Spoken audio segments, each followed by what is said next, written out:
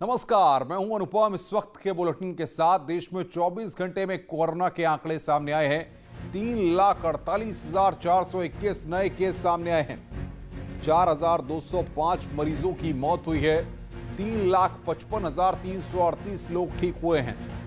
तो 24 घंटे में कोविड के आंकड़े यहां पर सामने आए हैं। 3,48,421 नए कोरोना पॉजिटिव सामने आए हैं। 4,205 मरीजों की मौत हुई है। और देश में कोरोना के संक्रमण के मामले लगातार सामने आ रहे हैं और यह आंकड़ा फिलहाल 3,48,421 है।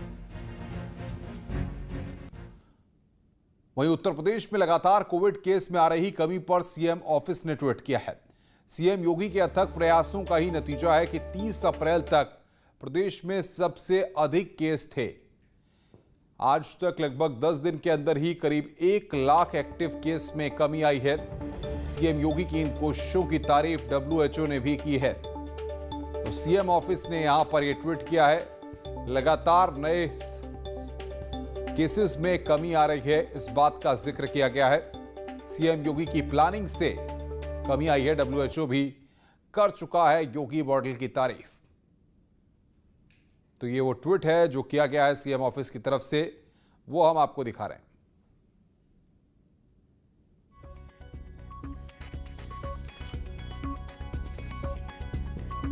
तो आज तक लगभग 10 दिन में ही करीब 1 लाख एक्टिव केस में कमी आई है।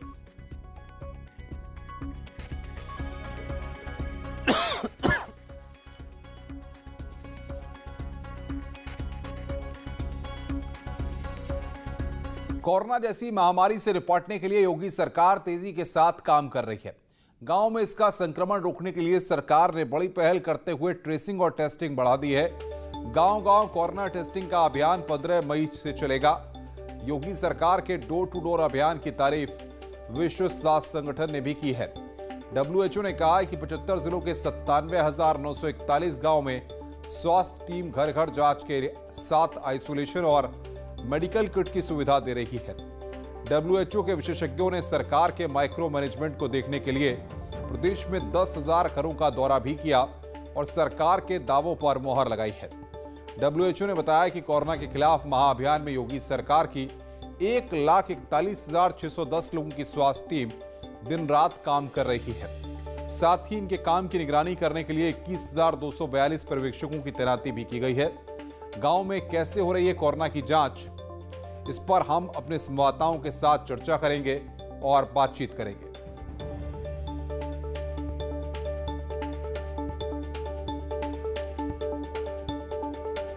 तो गांव-गांव में टेस्टिंग को लेकर के अभियान चल रहा है। WHO ने भी इसकी तारीफ की। टेस्ट, ट्रैक, ट्रीट पर लगातार सरकार जोर दे रही है। वैक्सीनेशन अभियान लगातार तेज है और कोरोना के खिलाफ योगी मॉडल जो है वो काफी कारगर है। WHO ने भी इसकी तारीफ की है। और बातचीत करने के लिए अलाउद्दीन लखनऊ से और उमेश श्रीवास्तव मेरठ से हमारे साथ जुड़ रहे हैं। सीधे रुख करते हैं अलाउद्दीन का। अलाउद्दीन, अगर बात करें योगी मॉडल की, जिस तरीके से अभी पिछले दिनों उत्तर प्रदेश में कोरोना के पॉजिटिव केस सामने आ रहे थे, उससे लग रहा था कि आंकड़ा जाने कहां जा तक रुकेगा, लेकिन फिलहाल केसेस में कमी आ रही है और सरकार की जो टेस्टिंग और ट्रीटमेंट पर जो फोकस है उसका यह असर भी दिख रहा है। देखिए, शहरी इलाकों की सबसे बड़ी चिंता थी वो ग्रामीण इलाकों से जुड़ी हुई थी। तो ऐसे में ज़मीनी योद्धाओं को सबसे पहले मैं टीवी स्क्रीन पे दिखाना चाहूँगा। इधर से देखिए, दर्जनों की तादाद में इस तमाम वो ज़मीनी योद्धा हैं जो ज़मीन पे जाके वास्तव में इस जंग को लड़ रहे हैं, क्योंकि आमतौर से पॉलिसी को बनाना, पॉलिसी को ज़मीन पर उतारना, दोनों चीज़ों में बहुत फ़र्क है और ज़मीन पर उतारने का काम यही लोग कर रहे हैं। देखिए, ये तमाम लोग जो खड़े हुए हैं वास्तव में ये अज्ञात योद्धा मैं इसलिए कह रहा हूँ क्योंकि उनका नाम कभी नहीं आता है, लोग इनको नहीं जानते हैं, नहीं पहचानते हैं, लेकिन ट्रेसिंग के लिए ग्रामीण इलाकों से लेकर हर जगह पर जाना इन्हीं का काम है। जो व्यक्ति पॉजिटिव होता है उसके सीधे संपर्क में ये लोग होते हैं।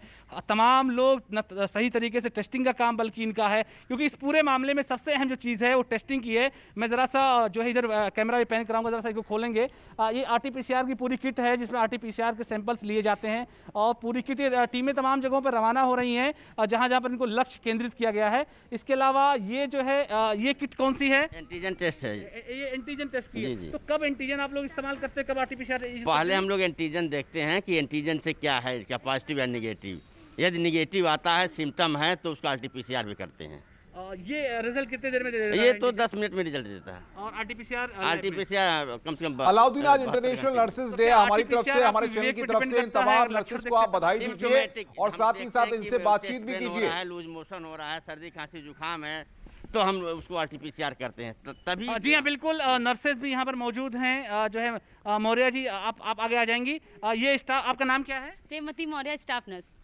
मैम, कब से आप लोग फील्ड में हैं और ख़ास तौर से किस तरह के चैलेंजेस रहते हैं? आज नर्स डे भी है, नर्सिंग डे भी है। आप लोगों, तमाम लोगों को इस बात के लिए बधाई। और किस तरह से आपको काम करने का तरीका क्या होता है? सर, हम लोग फील्ड में मार्च 2020 से काम कर रहे हैं और जो भी हम लोग मतलब प्रयास कर रहे हैं, यही शुरू से ही यही से हमारा प्रयास रहा है कि हम कोविड को पूरे रूप से ख़त्म कर सकें। लेकिन इसमें हमारे लिए जनता जो है वो पूरी तरीके से सहयोग अभी नहीं कर रही है। कुछ लोग जो हैं वो टेस्टिंग से बहुत कतरा रहे हैं। उनका ये मानना है कि हमें कोई सिम्टम नहीं है, हम टेस्ट नहीं कराएंगे। ऐसा भी बहुत लोग कह सकते हैं। लेकिन ये है कि फिर भी हम अगर किसी के घर में पॉजिटिव निकल रहा है तो हमारी यही कोशिश रहती है कि उनके घर की पूरे फैमिली की कॉन्टैक्ट ट्रेसिंग करें और बाकी सबकी जाँच भी करें, ताकि उनके अगल बगल की भी हम टेस्टिंग करते हैं, ताकि हमें पूरे मतलब एरिया का पता चल सके। बिल्कुल अलाउद्दीन, हम आएंगे आपके पास। उमेश श्रीवास्तव भी हमारे साथ मेरठ से हैं। उमेश, अगर बात करें ग्रामीण अंचलों की, तो डोर टू डोर जिस तरीके से सरकार कोशिश कर रही है, इसकी WHO ने भी तारीफ की है। अब कहीं ना कहीं उसके परिणाम भी सामने आ रहे हैं कि कोरोना संक्रमितों की संख्या में उत्तर प्रदेश में कमी आ रही है।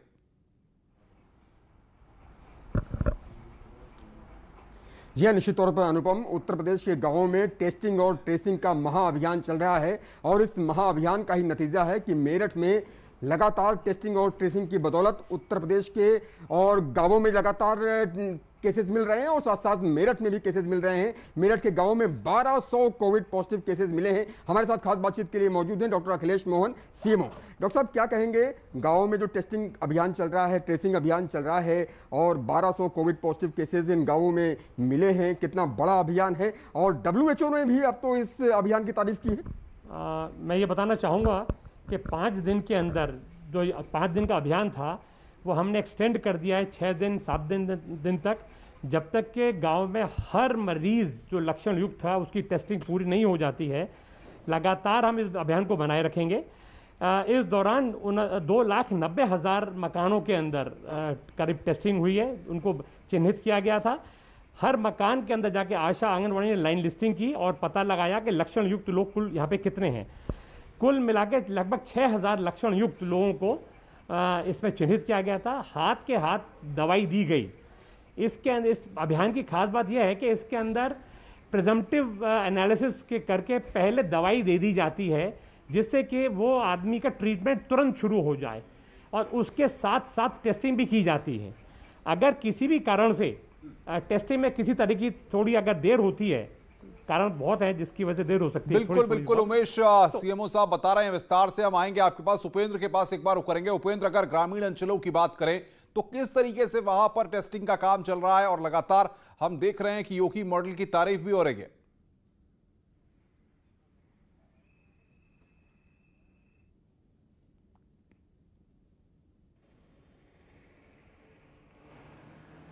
उपेंद्र, आपको मेरी आवाज मिल रही है?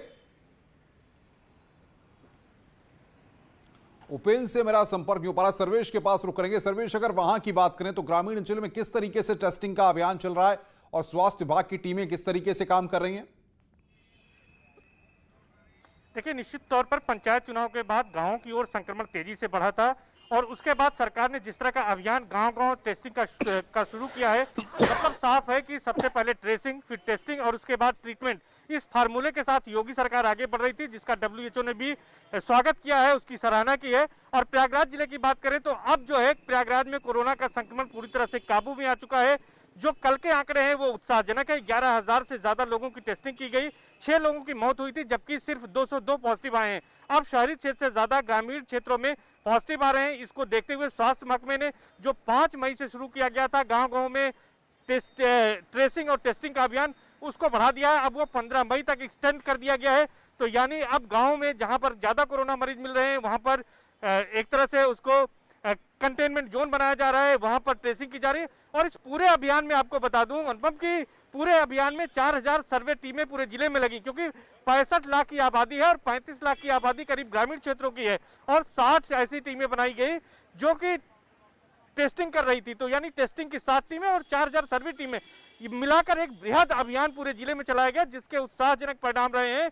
और अब प्रयागराज में स्थिति काफी बेहतर है, और अब अगर 15 मई तक ये अभियान चलता है तो देवरिया से उमाशंकर हमारे साथ हैं। उमाशंकर, देवरिया के ग्रामीण अंचलों में पहले स्थितियां बड़ी खराब थी, हमने आपसे खुद बात की थी। क्या अब स्वास्थ्य विभाग की टीम वहां पर पहुंची है, लोगों के टेस्ट वहां पर हो रहे हैं? देखिए, जनपद देवरिया में लगातार कोरोना के मरीजों का बढ़ने का सिलसिला जारी है। अगर हम स्वास्थ्य विभाग की बात करें तो यहाँ के सीएमओ डॉक्टर आलोक कुमार पांडे के नेतृत्व में एक विशेष अभियान चलाया गया था। बीते 5 मई से अब ये अभियान शुरुआत की गई थी और 9 मई तक ये अभियान चलाया गया, जिसमें 2,43,953 लोगों का कॉन्टेक्ट ट्रेसिंग किया गया है। इसमें अगर कोरोना पॉजिटिव मरीजों की बात करें तो अब तक 16,491 कोरोना पॉजिटिव मरीज पाए गए हैं। वहीं जनपद में 2,784 कोरोना पॉजिटिव मरीज एक्टिव हैं। अगर हम मौत की बात करें तो 148 मौत हुई है। डॉक्टर सीएमओ आलोक कुमार पांडे ने बताया कि प्रतिदिन 7,000 से अधिक यहाँ पे कोरोना की टेस्टिंग की जा रही है। ग्रामीण इलाकों में हाउस टू हाउस एक कॉन्टेक्ट किया जा रहा है। उमाशंकर, हम आएंगे आपके पास। उपेंद्र द्विवेदी हमारे साथ वाराणसी से। उपेंद्र, वहां की तस्वीर क्या है, किस तरीके से टेस्टिंग और ट्रेसिंग का काम वहां पर हो रहा है?